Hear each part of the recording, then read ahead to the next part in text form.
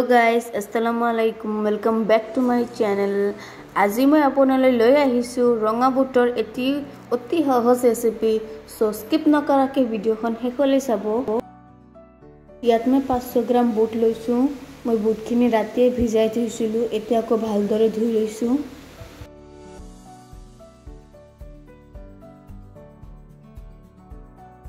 এতিয়া মই কুকাৰত বুটখিনি দি পানী দি বইল কৰি লম।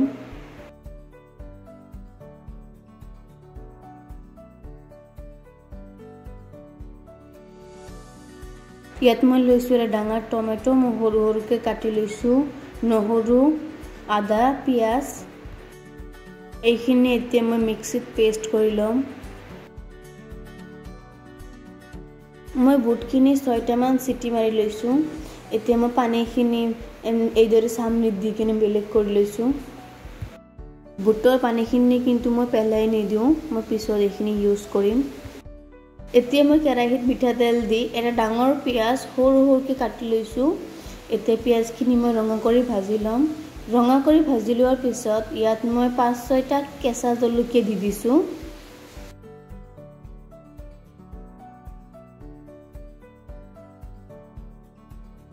এতিয়া ইয়াত মই যোনটো পেষ্ট বনাইছিলো বিলাহী, আদা, নহৰু, পিয়াজ দি কিনে সেইখিনি ইয়াত মই দি দিছো।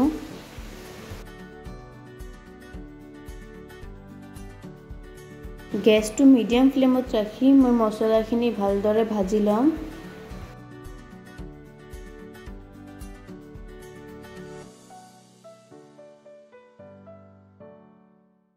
এতিয়া ইয়াত মই শুকান মছলাখিনি লৈ লৈছো। ইয়াত মই সোৱাদ অনুসৰি নিমখ দি দিছো, মানে সৰু চামুচেৰে 2 চামুচ দি দিছো। 1 চামুচ হালধি গুড়ি,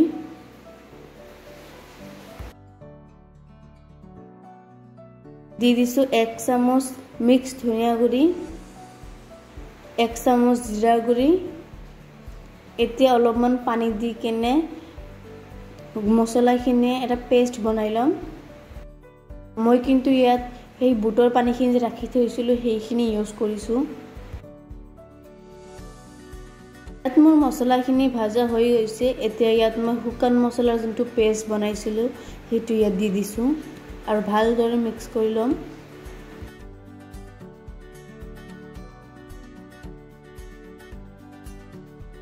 এতিয়া ইয়াত মই দি দিছো 2 চামুচ মিঠা তেল।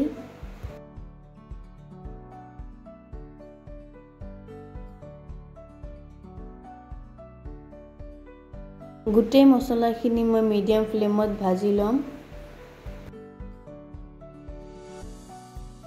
চাওক মোৰ মছলাখিনি ভালদৰে ভাজা হৈ গৈছে। চাওক কালাৰটো চেঞ্জ হৈ আহিছে কিন্তু। এতিয়া ইয়াত মই বুটখিনি দি দিছো।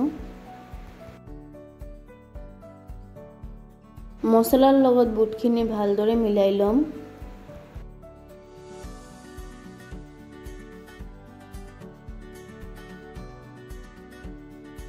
এতিয়া ইয়াত মই বুটৰ পানীখিনি ৰাখিছিলো সেইখিনি ইয়াত দি দিছো। মই ইয়াত বেলেগকৈ পানী ইউজ নকৰো। বুটৰ পানীখিনিত ভিটামিন আছে, সো বুটৰ পানীখিনি মই পেলাই দিয়া নাই, এইদৰে ইউজ কৰিছো। আপুনি বুটখিনি আগত ভালদৰে ধুই ল'ব, তেনেহ'লে আপুনি বুটৰ পানীখিনি ইউজ কৰিব পাৰিব।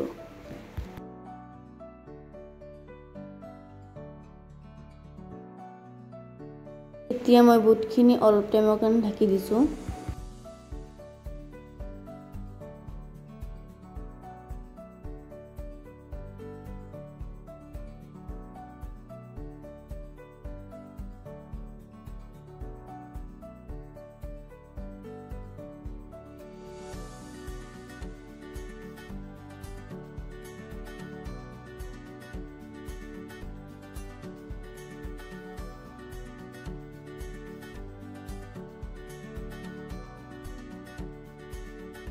মোৰ বুটখিনি হৈ গ'ল, সো এতিয়া মই গেছটো অফ কৰি দিছো।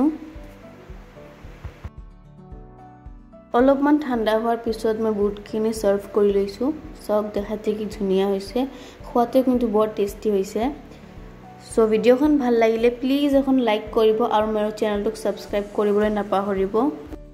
আজিৰ কাৰণে আহিছো, আশা কৰিছো সকলোৱে ভালে থাকিব। Bye bye.